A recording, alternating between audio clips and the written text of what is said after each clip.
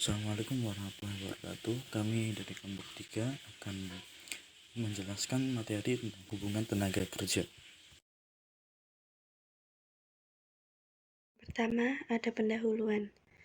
Peristiwa di Gema mengilustrasikan peran penting hubungan buruh dalam menjalankan bisnis dan pengaruh tantangan kompetisi terhadap sifat hubungan tersebut. Kompetisi global mendesak dilakukannya pemikiran ulang strategi-strategi inti. Agar lebih kompetitif, pembuat kendaraan harus mengurangi biaya sembari tetap memperbaiki kualitas.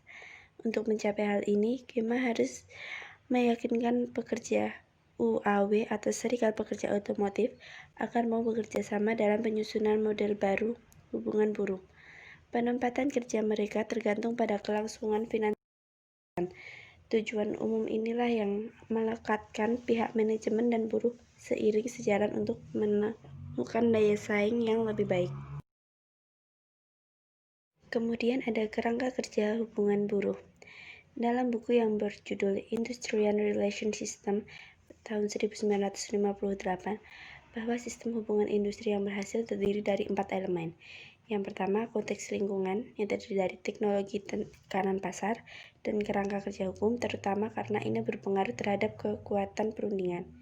Kemudian yang kedua ada peserta, yaitu meliputi karyawan dan serikatnya, manajemen dan pemerintah. Yang ketiga ada jejaring aturan atau aturan main yang menjelaskan tentang proses interaksi antara manajemen dan buruh, dan yang terakhir ada ideologi. Agar sistem hubungan industri berjalan lancar, ketiga peserta harus memiliki kesamaan ideologi seperti penerimaan sistem kapitalis dan harus menerima peran-peran peserta lainnya. Penerimaan tidak harus diwujudkan dalam pemusatan atau kesamaan kepentingan.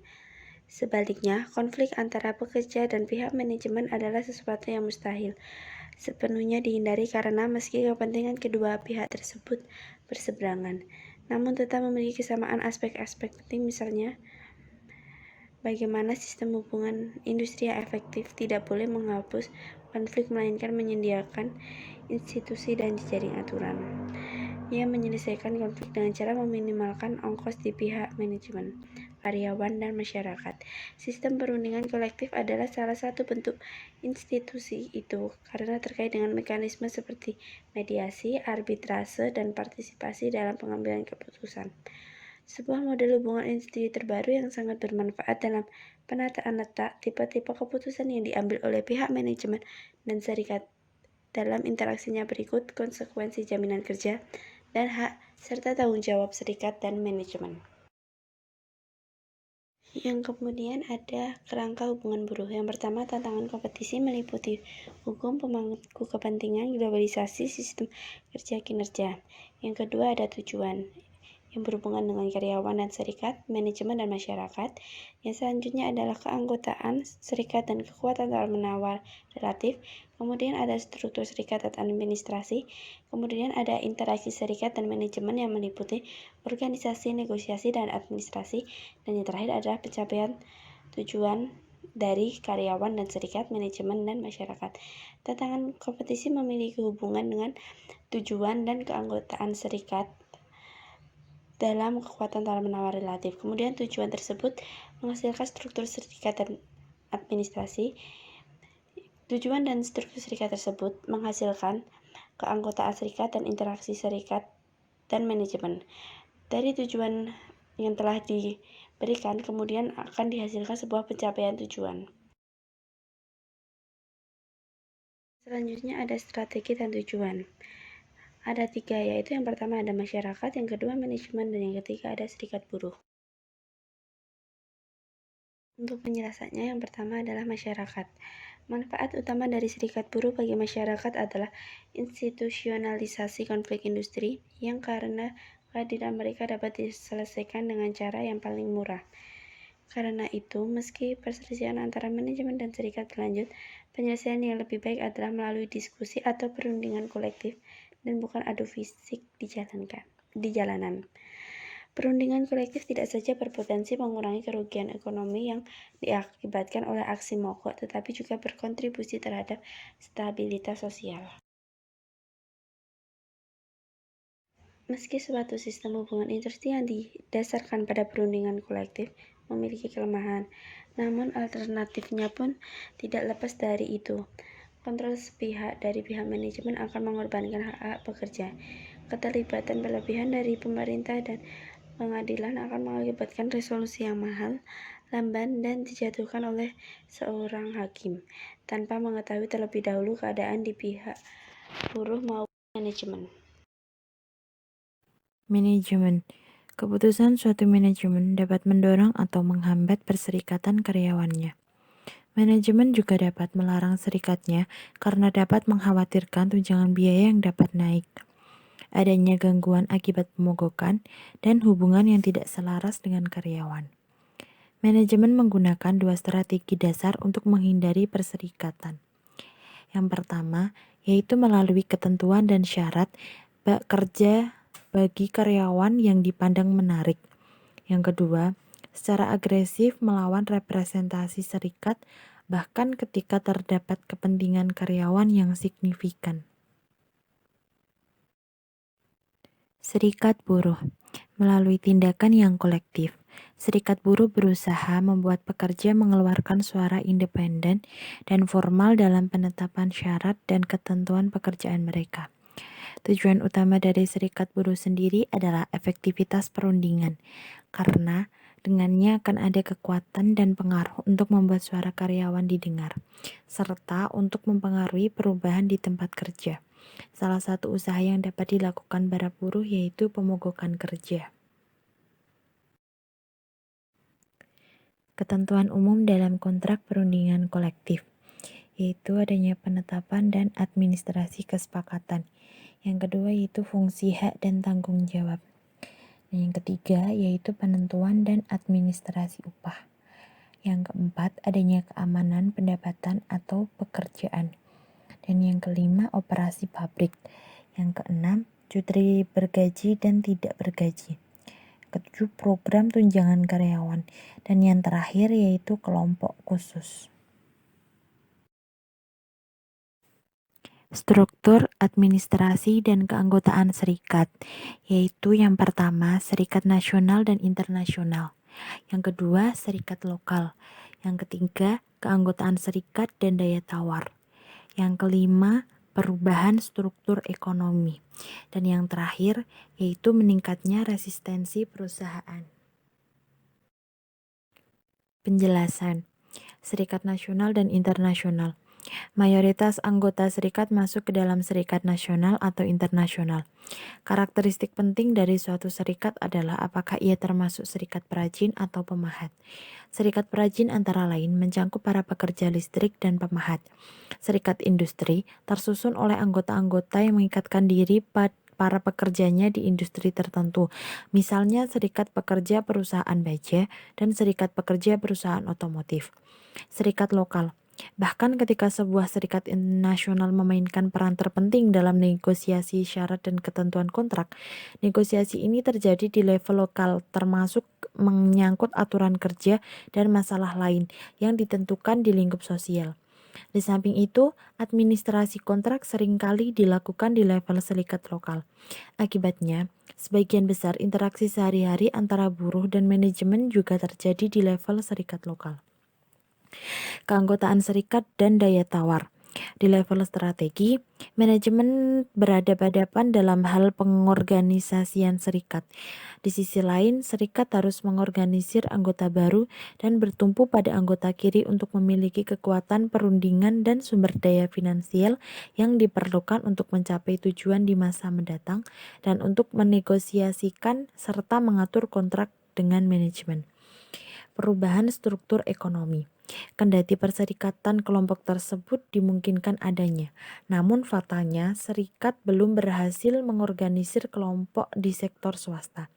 Terlepas dari pentingnya perubahan struktur ekonomi, penelitian menunjukkan bahwa perubahan tersebut hanya berbobot seperempat dari seluruh penurunan keanggotaan perserikatan.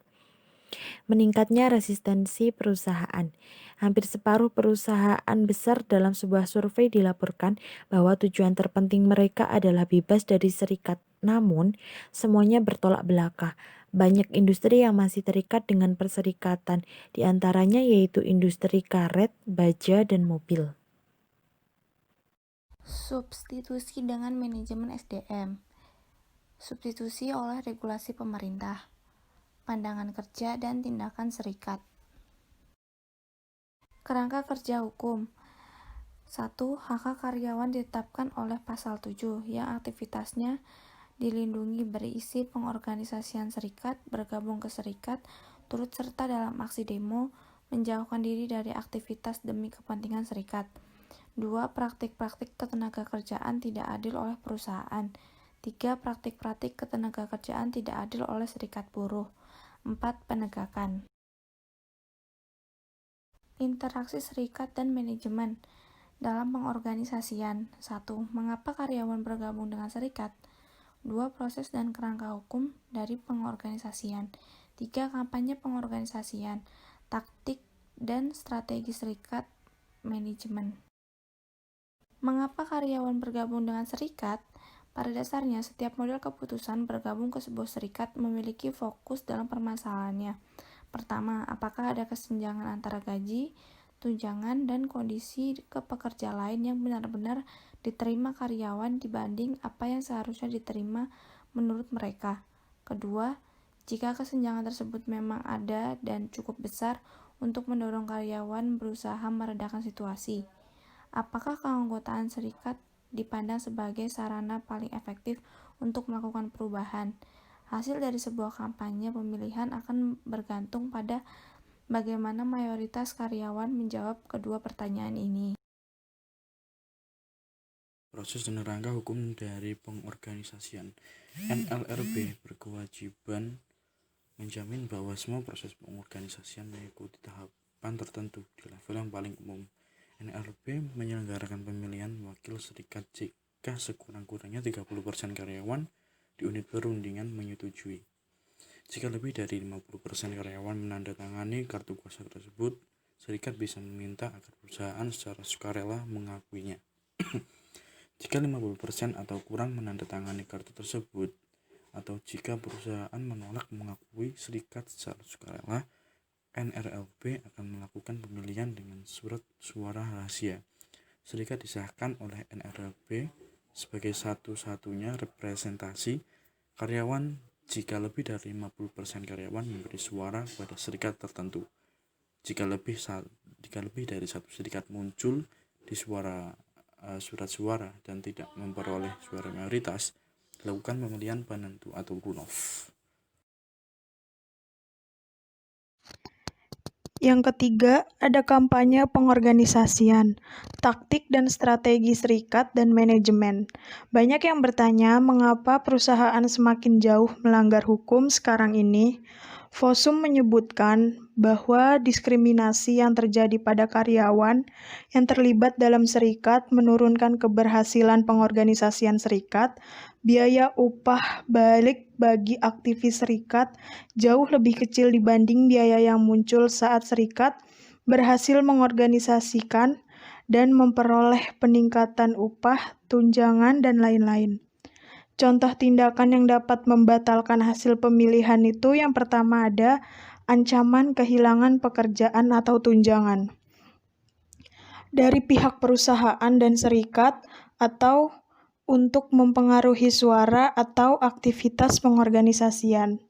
Yang kedua ada dikabulkannya tunjangan atau janji tunjangan. Ini sebagai alat memengaruhi suara atau aktivitas pengorganisasian. Yang ketiga, perusahaan atau serikat menyampaikan pidato kampanyenya. Ini juga dilakukan untuk menghimpun kelompok karyawan 24 jam sebelum diselenggarakannya pemilihan. Lalu yang terakhir, ada penggunaan ataupun ancaman tindakan fisik. Supervisor harus bersikap proaktif dan menciptakan hubungan baik dengan karyawan jika perusahaan ingin menghindari upaya pengorganisasian serikat. Dan juga ia harus tahu apa yang tidak boleh dilakukan ketika terjadi suatu gerakan. Corporate campaigns atau kampanye korporat. Kampanye korporat ini berusaha memberikan tekanan publik finansial atau politik kepada perusahaan pada proses pengorganisasian. Salah satu kisah sukses serikat itu ada pada saat serikat mengelakkan pemilihan untuk mendukung pemogokan dan publisitas negatif guna menekan korporasi agar menerima kehadiran serikat. Serikat juga ingin menggunakan aset keuangan mereka untuk memengaruhi perusahaannya. Ada lagi strategi yang berhasil digunakan oleh serikat, yaitu menegosiasikan netralitas perusahaan dan ketentuan card check dalam sebuah kontrak. Yang pertama, ada menegosiasikan netralitas. Ketentuan netralitas ini perusahaan berjanji tidak melawan upaya pengorganisasian dimanapun di dalam perusahaan. Lalu yang kedua, ada ketentuan card check. Ini disepakati bahwa jika presentasi karyawan tertentu menandatangani kartu kuasa, perusahaan akan mengakui representasi serikat tersebut. Interaksi serikat dan manajemen, negosiasi kontrak. Adanya kontrak antara buruh dan manajemen ini memiliki perbedaan dalam hal strukturnya. Ada dua perbedaan. Yang pertama itu kepentingan karyawan yang tercakup. Ini dilihat apakah cakupan itu sempit, contohnya seperti perajin, dan ataukah cakupan itu luas, contohnya seperti industri. Lalu perbedaan yang kedua, ada dalam kontrak memiliki perbedaan menurut cakupan perusahaannya. Ini banyak perusahaan atau banyak pabrik dalam satu perusahaan. Struktur ini memiliki implikasi yang juga berbeda terhadap kekuatan perundingan dan jumlah kepentingan yang harus disatukan dalam mencapai kesepakatan. Perbedaan inilah yang harus disatukan dalam mencapai kesepakatan. Yang pertama ada proses negosiasi. Menurut Richard Walton dan Robert McKenzie ada 4, yaitu yang pertama perundingan distributif. Di sini fokusnya pada membagi istilahnya kue ekonomi antar kedua sisi buruh dan sisi manajemen. Misalnya itu ada pada kenaikan upah. Lalu yang kedua ada perundingan integratif, fokusnya pada satu sama lain tuh sama-sama menang atau win-win dan mencari solusi pada kedua belah pihak. Dan yang ketiga, strukturisasi kesiapan. Di sini merujuk pada hubungan dan kepercayaan antara perunding buruh dan manajemen. Lalu yang terakhir, perundingan intraorganisasi. Ini maksudnya bahwa negosiasi di antara buruh dan manajemen itu melibatkan lebih dari dua pihak. Yang kedua, ada persiapan manajemen menuju negosiasi. Dalam diskusi FOSUM, persiapan manajemen dibagi menjadi 7 hal. Yang pertama, menetapkan tujuan kontrak lintas departemen. Departemen hubungan industri yang dimiliki perusahaan harus bertemu dengan departemen-departemen lainnya, semisalnya departemen akuntansi, keuangan, produksi, pemasaran, dan lainnya. Lalu setelah itu menetapkan tujuan kontrak untuk memenuhi tanggung jawab di setiap departemennya masing-masing. Yang kedua, mengkaji kontrak lama. Langkah ini fokusnya itu ada pada identifikasi ketentuan-ketentuan yang ada di kontrak yang bisa menimbulkan kesulitan ke depannya nanti. Yang ketiga, menyiapkan dan menganalisis data. Informasi menyangkut biaya buruh dan juga produktivitas perusahaan pesaing, termasuk data yang dapat ditekan oleh serikat, harus disiapkan dan juga dianalisis. Yang keempat, mengantisipasi tuntutan serikat. Cara untuk mengantisipasinya itu dan menyusun proposal tandingan, mengingat kembali keluhan dalam kontrak sebelumnya, dan melakukan diskusi berkelanjutan dengan pimpinan serikat. Yang kelima, menetapkan biaya dari kemungkinan ketentuan kontrak. Yang keenam, persiapan adanya aksi mogok. Lalu yang terakhir, menentukan strategi dan logistik. Tahap negosiasi dan taktik. Pada tahap-tahap awal, biasanya pihak yang dilibatkan lebih banyak daripada di tahap-tahap akhir.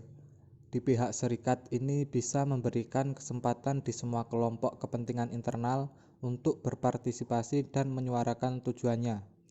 Perunding serikat biasanya menyuguhkan banyak sekali daftar proposal di tahap ini untuk memuaskan konstituennya dan juga membuat mereka lebih fleksibel di proses-proses kemudian. Di tahap pertengahan, masing-masing pihak harus mengambil serangkaian keputusan, meski hasilnya belum dapat dipastikan. Di tahap akhir, tekanan untuk bersepakat semakin naik karena tenggang permogokan semakin mepet. Negosiasi publik bisa jadi hanya bagian dari proses. Daya tawar, jalan buntu, dan resolusi jalan buntu. Dalam perundingan kolektif, elemen penting dari kekuatan tawar adalah kemampuan relatif dari masing-masing pihak untuk menahan pemogokan. Kendati pemogokan jarang terjadi, tapi ancaman pemogokan seringkali terjadi dalam negosiasi antara buruh dan manajemen. Kemampuan relatif untuk melakukan pemogokan baik terjadi ataupun belum merupakan penentu daya tawar dan hasil perundingan.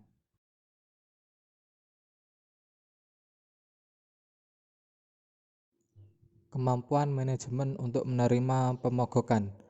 Kemauan manajemen untuk menerima pemogokan bertumpu pada dua pertanyaan. Yang pertama, dapatkah perusahaan tetap profitable dalam jangka panjang jika mereka menyetujui permintaan serikat? Yang kedua, dapatkah perusahaan terus beroperasi dalam jangka pendek ketika terjadi pemogokan? Maka ada beberapa faktor-faktor penting supaya pihak manajemen dapat atau mau menanggung terjadinya pemogokan, antara lain. Yang pertama, permintaan produk.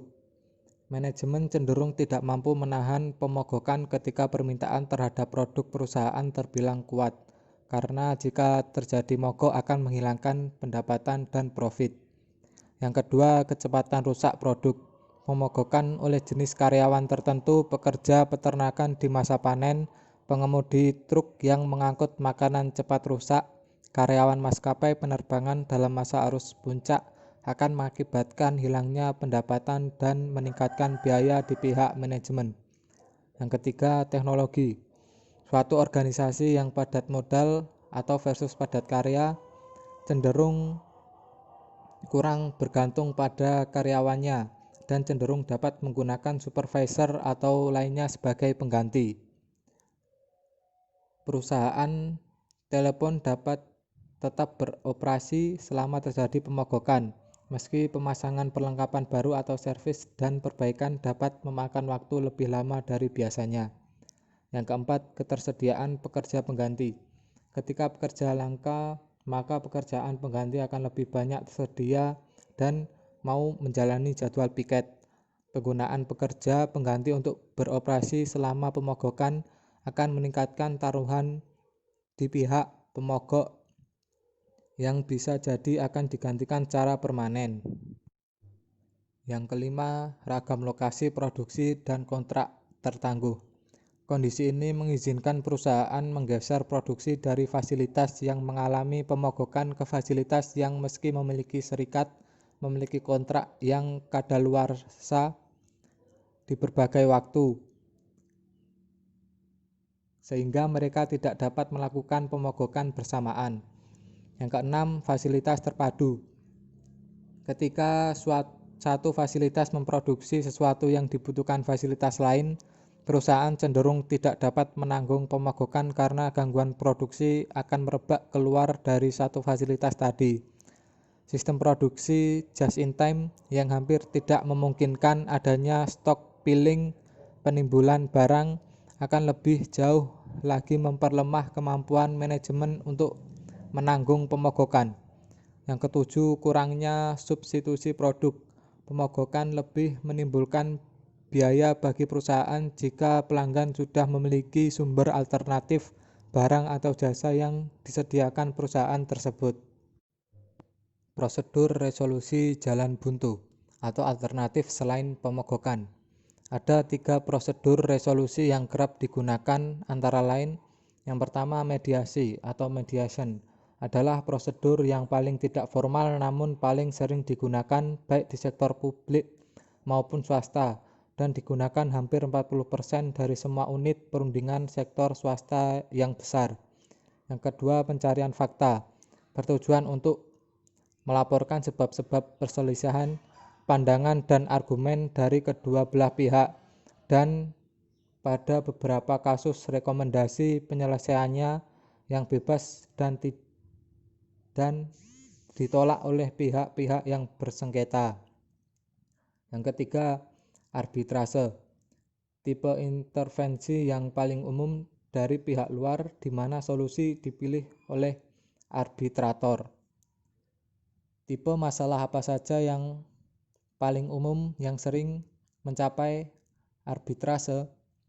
Dari data FMCS dengan total 2.473 keluhan di tahun 2006 menunjukkan bahwa masalah pendisiplinan dan pemberhentian ada di daftar teratas dengan 913 kasus. Kriteria yang digunakan oleh arbitrator untuk mencapai sebuah keputusan antara lain: yang pertama, apakah karyawan mempengaruhi aturan dan apakah ada konsekuensi dari ketidakpatuhan aturan tersebut. Yang kedua, apakah karyawan diperlakukan sama? Yang ketiga, apakah fakta-fakta dikumpulkan secara adil dan sistematis? Yang keempat, apakah karyawan memiliki hak untuk naik banding terhadap suatu keputusan? Yang kelima, apakah ada pendisiplinan bertahap? Dan terakhir, adakah kondisi yang secara unik mampu meredakan ketegangan? Strategi baru buruh dan manajemen. Jack Barbas menggambarkan sifat hubungan tradisional antara buruh dan manajemen dalam fase negosiasi dan administrasi. Transformasi umum menuju hubungan kerja yang semakin akur memiliki dua tujuan dasar. Satu, untuk meningkatkan ketertiban individu dan kelompok kerja dalam mengatasi hubungan tidak akur dan meningkatkan komitmen, motivasi, dan kecakapan pemecahan masalah dari karyawan. Dua, untuk mengorganisir kerja sehingga aturan kerja terminimalisir, sementara fleksibilitas pengelolaan orang dimaksimalkan. Lalu retensi serikat terhadap program-program sangat besar karena program tersebut berusaha merubah hubungan di tempat kerja dan peran yang dimainkan serikat. Tanpa serikat, program ini sangatlah sulit bertahan. Dan kata lain, retensi serikat berperan besar dalam program-program yang berhubungan tentang buruh dan manajemen. Hasil-hasil dari hubungan buruh dan manajemen. Yang satu ada pemogokan. Pemogokan ini adalah suatu bentuk aksi di mana para buruh melancarkan aksi protes mereka dengan tidak bekerja pada saat jam kerja. Di Amerika sendiri terjadi beberapa bentuk aksi pemogokan kerja yang berimbas pada penurunan produktivitas perusahaan. Namun di sisi lain ada yang mengatakan bahwa rendahnya tingkat pemogokan kerja dalam suatu perusahaan maka menunjukkan rendahnya buruh yang bekerja di sana. Yang kedua adalah upah dan tunjangan. Upah dan tunjangan ini dikuasai oleh buruh serikat, di mana buruh serikat lebih mengedepankan tentang bagaimana mereka mensejahterakan buruhnya. Tentu saja hal itu sangat berimbas pada perusahaan karena semakin tinggi gaji yang diberikan, maka perusahaan mau tidak mau harus memangkas kuantitas daripada buruh dan tentu saja akan memerlukan modal yang lebih besar karena gaji yang diberikan cukup tinggi. Yang ketiga adalah produktivitas. Produktivitas di sini lebih di mana presensi serikat dan non serikat. Produktivitas yang ada pada serikat lebih cenderung lebih baik, namun banyak hambatan yang dilakukan yang ada dalam presensi serikat. Lalu profit dan unjuk kerja saham. Profit dan unjuk kerja saham di sini yang dimaksud adalah bagaimana serikat dan non serikat itu bisa saling mengedepankan bagaimana suatu perusahaan pastilah menginginkan sebuah profit yang akan ada pada perusahaannya, di mana itu adalah hasil daripada produksinya. Lalu ada konteks internasional dan sektor publik. Cukup sekian yang dapat kami sampaikan. Mohon kurang lebihnya mohon maaf. Wabillahi taufiq wal hidayah. Wassalamualaikum warahmatullahi wabarakatuh.